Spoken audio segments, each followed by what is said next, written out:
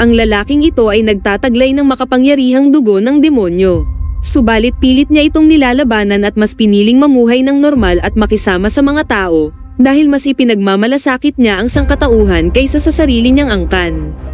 Isang araw, nang ang isang masama at makapangyarihang demonyo ay naghasik ng lagim at nagbabalak na pagharian ang buong sangkatauhan, ang lalaking ito ay nagpasyang tanggapin ang kanyang kapalaran upang harapin ang nagbabadyang panganib laban sa sangkatauhan na kanyang iniingatan.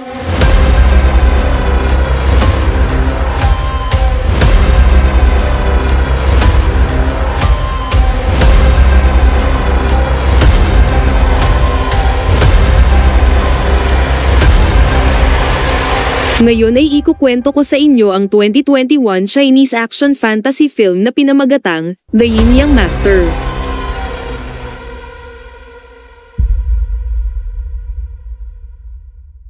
May isang lalaki na ang pangalan ay Qingming, siya ay kalahating tao at kalahating demonyo. Kabilang siya sa mga opisyal ng Yin Yang Bureau na tagabantay sa makapangyarihang Demon King na nakakulong sa isang supernatural artifacts na tinatawag na Scale Stone. Isang gabi, may naganap na pag-atake sa base at tanging si Qingming lang ang natirang buhay habang ang lahat ng mga kasamahan niya maging ang kanyang senior na nagngangalang Simu ay natagpuang patay.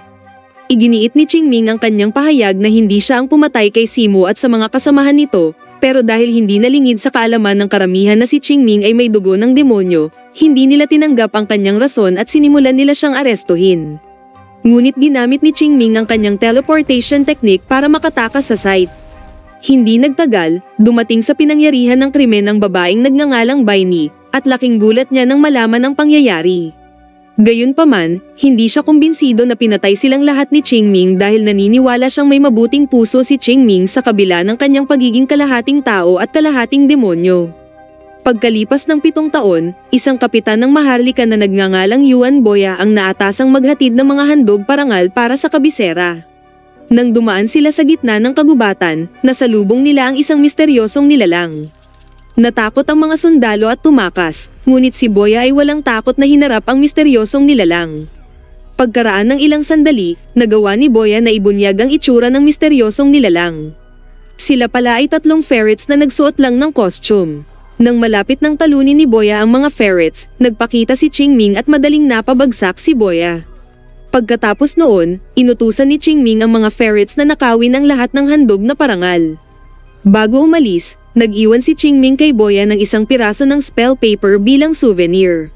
Matapos tumakas mula sa Yin Yang Bureau 7 taon na ang nakararaan, nagpa siya si Qingming na magsimula ng bagong buhay at namuhay sa pagitan ng mundo ng mga tao at mundo ng demonyo.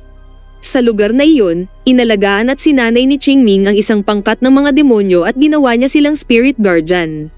Samantala sa Yin Yang Bureau, 2 demonyo ang pumasok roon at isa sa mga demonyo ay nagcast ng spell sa gwardya upang kontrolin ito at salakayin ang kapwa nito gwardya. Sinadya ito ng mga demonyo bilang distraction, nang sa ganun madali silang makalusot sa sealing room kung saan nakatatak ang Scale Stone. Nagpakawala sila ng spell at nagawang tunawin ang Golden Pagoda na pumuprotekta sa Scale Stone. Napagtanto ni Baini na ang kaguluhan ay isa lamang distraction, sumugod siya sa sealing room at naabutan ng mga demonyo na ninanakaw ang Scale Stone. Agad siyang nagpakawala ng sealing spell at nagawang i-trap ang isa sa mga demonyo, ngunit ang isa pang demonyo ay nakatakas kasama ang Scale Stone. Nagmadaling kinuha ni Baini ang kanyang palaso, nagbabalak asintahin ng demonyong tumakas, at sa kanyang kakayahan at matalas na paningin ay nagawa niyang tamaan ng palaso ang demonyo.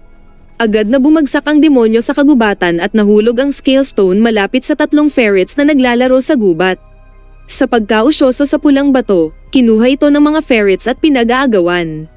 Nang dumating ang mga tropa mula sa Yin Yang Bureau at kukunin na sana ang Scale Stone, isa sa mga ferrets ay natakot kaya nilunok niya ang bato. Pagkatapos bumalik sila sa kanilang hideout upang humingi ng tulong kay Qingming.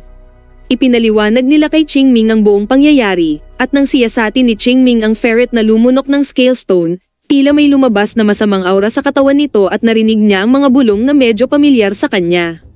Ang bulong ay nagmula pala sa Demon King na madalas humiling kay Qingming na palayain siya.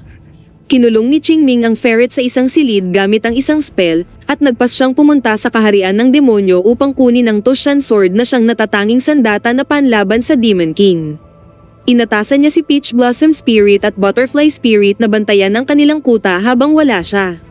Sa kabilang banda, ang demonyong nagnakaw ng Scale Stone ay iniulat ang pagkabigo sa kanyang Panginoon, isang babaeng demonyo na tinatawag na Snow Queen.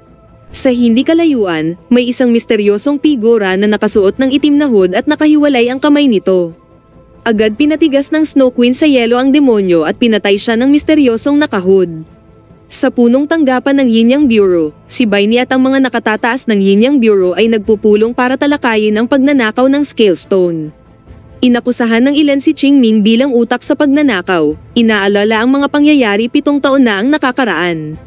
Bukod pa rito, tinalakay din nila noong bata pa si Qingming at estudyante pa ng Yin-Yang Bureau, si Qingming ay nasangkot sa isang insidente kung saan bigla siyang nagamok at inatake ang kanyang senior na si Simo. Naisip ng mga nakatataas na si Qingming ay madaling maimpluwensyahan ng Demon King na nakakulong sa loob ng Scale Stone. Sa ibang lugar, iniulat ni Yuan Boya sa kanyang mga superior ang naranasan niyang pagnanakaw sa kagubatan at nilayon niyang humingi ng tulong sa Yin-Yang Bureau dahil sangkot ang mga demonyo sa pagnanakaw.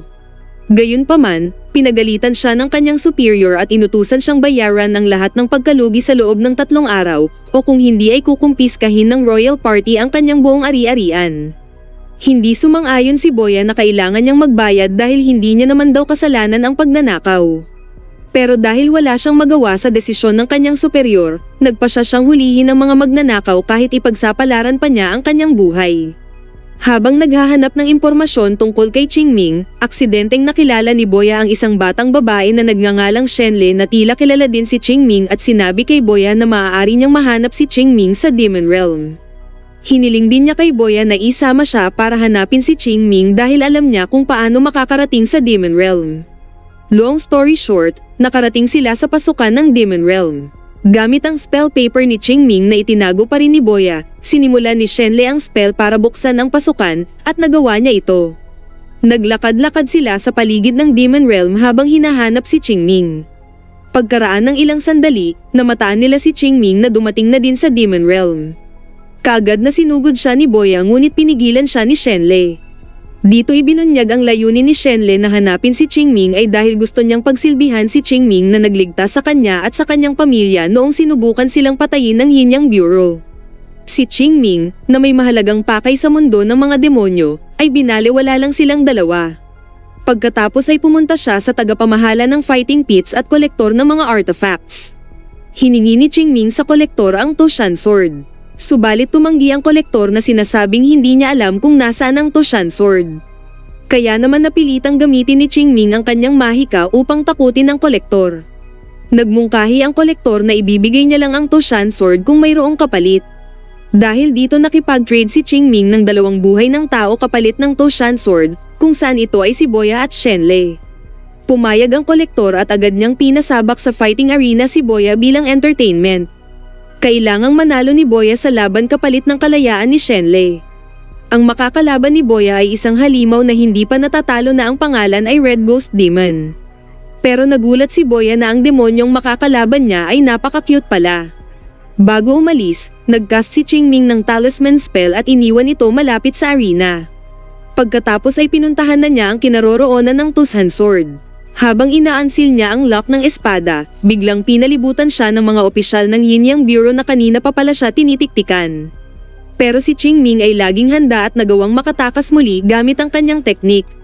Sa kasamaang palad ay nakaabang din pala sa kanya si Baini na hinabol siya, kaya nagpakawala ng illusion spell si Qingming. Hiniling ni Baini kay Qingming na ibalik na nito sa Yin-Yang Bureau ang Scale Stone para sa kapakanan ng lahat. Ngunit walang kaalam-alam si Boya sa paratang ni Baini at hindi niya alam na ang Scale Stone ay nasa loob ng katawan ng kanyang ferrets. Pagkaraan ng ilang sandali ay nagawang maiwaksi ni Baini ang illusion spell ni Qingming. Samantala, nagsimula na ang labanan sa pagitan ni Boya at ng Red Ghost Demon. Nagawa ni Boya makapagbigay ng ilang suntok sa demonyo, ngunit nakakagulat na ang demonyo pala ay mas lumalaki habang nasasaktan. Ito ang dahilan kung bakit ang demonyo ay kinakatakutan sa arena. Ginapos ng demonyo si Boya at wala na itong magawa para kumawala. Pero sa di inaasahan, bigla na lang nag-activate ang talisman na iniwan ni Qingming kanina dahilan upang madulas ang demonyo. Sa pamamagitan nito, nalaman ni Boya ang kahinaan ng demonyo kung saan kailangan lang saktan ang ilong nito hanggang sa bumalik ito sa pagiging pandak na demonyo. Pagkatapos ang mga dismayadong audience ay naghagis ng ilang sandata para kay Boya upang patayin ang Red Ghost Demon dahil natalo na ito. Aatakihin na sana ni Boya ang Red Ghost Demon gamit ang palakol, pero sa pagkabigla ng lahat ay hinayaan niyang mabuhay ang demonyo. Pagkatapos ay umakyat si Boya para palayain si Shenle. Nang makorner sila ng mga demonyong sundalo, nakakagulat dahil ang Red Ghost Demon ay lumapit para tulungan silang makatakas. Sa kabilang banda, patuloy ang habulan ni Qingming at Bai Ni habang pinag-aagawan ang Toshan Sword. Nang sumabog ang kahon, ang Toshan Sword ay dumiretsyong nahulog sa kinaroroonan ni Boya, at ginamit ito ni Boya upang itaboy ang mga demonyong sundalo. Tumakbo sila palabas ng arena at napalibutan ng ilan pang mga demonyong sundalo. Dumating din si Qingming upang saklolohan sila. Dumating din ang mga opisyal ng Yinyang Bureau, at nang maglunsad sila ng matinding pag-atake kay Qingming, sa di inaasahan ay dumating si Bai Ni at pinrotektahan si Qingming gamit ang protective spell. Pero sa kabila nito, si Bai Ni ay lubhang napuruhan kaya nataranta si Qingming at inatake silang lahat gamit ang kanyang demonic power. Pagkatapos gumawa siya ng portal para mag-teleport sa kanyang tirahan kasama si Bai Ni, Boya, Shenle, at ang pandak na demonyo. Habang ginagamot ang sugat ni Bai Ni, nakita ni Qingming ang Bellflower bracelet sa kanyang bulsa. Dahil dito ay bumalik sa alaala ni Qingming ang nakaraan nang ibigay sa kanya ni Bai Ni ang bracelet bilang regalo sa pakikipagkaibigan nila, dahil si Bai Ni lang ang tanging tao sa Yinyang Bureau na tinanggap si Qingming sa kabila ng pagiging kalahating tao at kalahating demonyo niya. Sa oras na iyon, nangako si Qingming na hinding-hindi siya magtataksil kay Bai Ni at lagi siyang poprotektahan. Gayunpaman, kinailangan ni Qingming na lisanin si Bai Ni matapos akusahan ng pagpatay sa kanyang mga kasamahan. Hindi nagtagal, nagising si Bai Ni ngunit agad na itinutok ang kanyang tungkod kay Qingming dahil hindi pa rin siya lubos na nagtitiwala sa kanya. Dito na nga isiniwalat ni Qingming kay Bai Ni ang totoong kaganapan sa pagkamatay ni Simo. Noong panahong iyon, si Qingming, na dapat ay nakatoka sa pagbabantay sa Scale Stone, ay pinakiusapan ni Simo na kung maaari ay siya muna ang magbantay, at pumayag naman si Qingming. Pagkaraan ng ilang sandali, naramdaman ni Qingming ang makapangyarihang aura ng Demon King na nagmumula sa Scale Stone. Nagmadali siyang bumalik sa guarding site, at tumambad na lang sa kanya ang natunaw na Golden Pagoda kung saan ang Scale Stone ay nakalutang na sa hangin, pati ang mga bangkay ng kanyang kasamahan. Nakita niya rin ang Snow Queen na hawak ng bihag si Simo. Naglunsad ng pag-atake ang Snow Queen at kasama nitong inatake ang katawan ni Simo, dahilan upang aksidenteng napatay ni Qingming si Simo sa pamamagitan ng kanyang protective spell. Matapos ang pag-atake, tumakas ang Snow Queen kaya si Qingming ang napagbintang ang suspect sa massacre. Mula noon, sinimulan ni Qingming ang pagtugis sa Snow Queen para ipaghiganti ang pagkamatay ni Simo. Samantala, sinira ni Boya ang selyo kung saan nakakulong ang ferrets na sinapian ng masamang aura. Ang ferrets ay nagngangalit at inatake si Boya, buti na lang nagawang pigilan ito ni Qingming at napilitang patayin ang ferrets gamit ang Toshan Sword. Sa sandaling iyon, ang katawan ng ferrets ay naging alikabok kaya lumitaw ang Scale Stone. Nagulat si Qingming dahil ito pala ang dahilan sa pagngangalit ng kanyang ferrets. Nang makita ito, agad na kinuha ni Bai Ni ang Scale Stone at mas naging kumbinsido na ang dating Qingming na kilala niya ay ibang-iba na. Gayunpaman, nang mag-teleport si Bai Ni pabalik sa Yinyang Bureau, may kakaibang nangyari kung saan sa halip ay nag-teleport siya sa gitna ng mga kawayan. Sinadya pala ito ng Snow Queen upang bitagin si Bai Ni at ang mga tropa ng Yinyang Bureau. Lumitaw ang Snow Queen at pinatigas niya sa yelo ang mga tropa ng Yinyang Bureau. Pagkatapos ay nasangkot sa matinding labanan si Bai Ni at ang Snow Queen, ngunit dahil hindi pa ganap na naghihilom ang mga sugat ni Bai Ni, madali siyang nasulok ng Snow Queen. Nang papatayin na ng Snow Queen si Bai Ni, iniligtas siya ni Qingming. Sa pagkabatid na ninanais ni Qingming maghiganti sa Snow Queen, hinamon siya ng Snow Queen na maglaban sila sa ibang panig.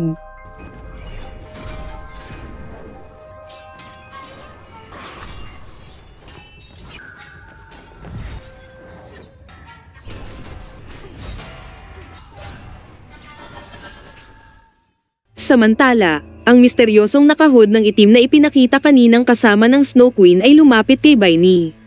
Inihayag na siya pala ay walang iba kundi si Simo na inakala nilang patay na. Tila si Simo noon pa man ay labis nang naiinggit kay Qingming dahil sa pambihirang demonic power nito. Kaya naman mula noon nagkaroon na siya ng ambisyong higitan pa ang kapangyarihang taglay ni Qingming. Lumalabas na ang nagpalaya sa Snow Queen at nagbukas ng Scale Stone ay walang iba kundi si Simo na naglalayong i-absorb ang kaluluwa ng Demon King mula sa Scale Stone. Ngunit sa nangyari, ang Scale Stone ay maaari lamang gamitin ng isang taong may dugong demonyo, kaya muntik nang mamatay si Simo nang hawakan niya ang Scale Stone. Sa kabutihang palad agad siyang nailigtas ng Snow Queen sa pamamagitan ng pagputol sa kanyang kamay.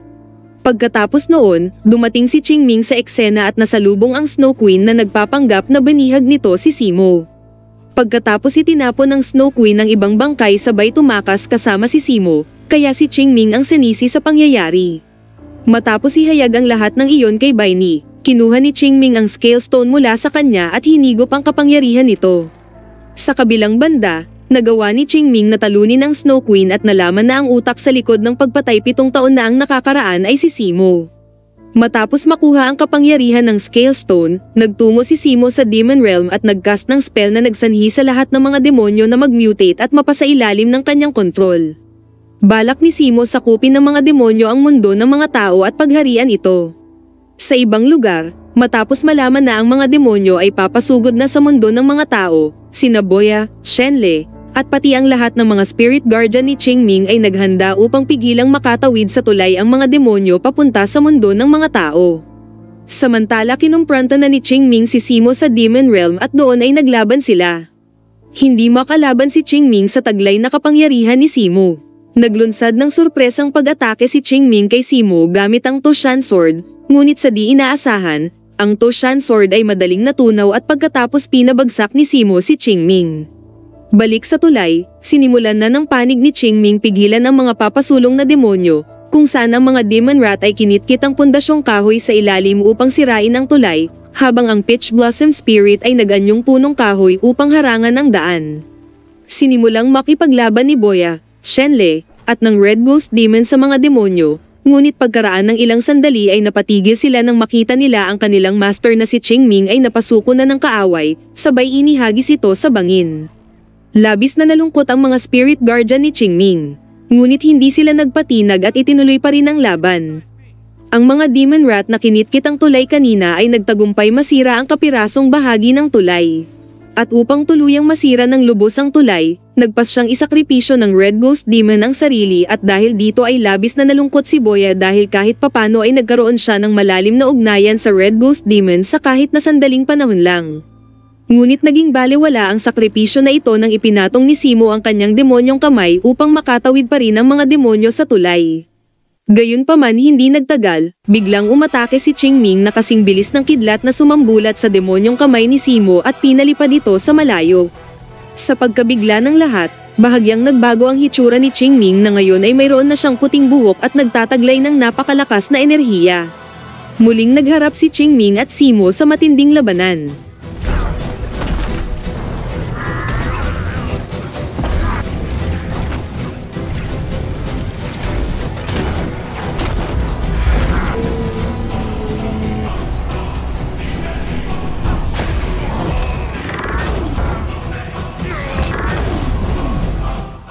Sa huli, nagawang mapasuko ni Qingming si Simo at kinuha ang Scale Stone sa kanyang dibdib, at pagkatapos ay unti-unting natunaw ang katawan ni Simo sa alabok. Pagkatapos noon, nawala ang masamang aura na nakapalibot sa mundo ng demonyo at bumalik ang mga demonyo sa kanilang normal na estado. Si Bai Ni, na tila buhay pa, ay sumugod sa tulay at hiniling kay Qingming na ibalik ang Scale Stone at bumalik na siya sa Yin Yang Bureau. Sa hindi inaasahan, tuluyang dinurog ni Qingming ang bato. Ni hindi rin siya nagbitiw ng isang salita, at nagpas siyang manatili sa mundo ng mga demonyo. Nagpasya siyang iwanan si Bai Ni at lahat ng mga taong labis na nagmamalasakit sa kanya, kinalimutan ang lahat ng magaganda nilang alaala. Si Bai Ni, Yuan Boya, Shenle, at pati na rin ang mga spirit guardian ni Qingming ay labis na nalungkot at lumuluha, hindi maintindihan kung ano ang rason ni Qingming sa pagtalikod sa kanila. Lumalabas, noong nasa bingit na si Qingming ng kamatayan, narinig niyang muli ang bulong ng Demon King na sinusubukang kunin ang kanyang katawan. Pero si Qingming ay nag-alok ng kasunduan sa Demon King. Gagawin niyang spirit guardian ang Demon King, at kapag hindi ito pumayag, tuluyan niyang ikukulong ng habang buhay ang Demon King sa katawan ni Simo. Walang magawa ang Demon King kundi sumang-ayon sa kagustuhan ni Qingming. Ngunit kapalit nito ay hindi na pwedeng makipag-ugnayan si Qingming sa mundo ng mga tao kahit kailan. Ito nga ang dahilan kung bakit napilitan si Qingming talikuran ang kanyang mga kaibigan upang protektahan na rin sila mula sa nakakatakot na kapangyarihan ng Demon King na nasa loob niya. Nagtapos ang pelikula sa pagpapakita kay Yuan Boya na ngayon ay iginagalang dahil siya ang itinuring na bayani sa pagprotekta sa mundo ng mga tao mula sa pag-atake ng mga demonyo. Sa wakas ay muling nakasama ni Boya si Shenle at mukhang masaya silang dalawa. Si Bai Ni naman ay matapat pa ring naghihintay kay Qingming na maaaring bumalik ito balang araw. Sa kabila ng ipinanganak na may dugo ng demonyo, si Qingming ay may higit na kabaitan at pagmamalasakit sa kaligtasan ng sangkatauhan kaysa kay Simu, na isang ganap na tao.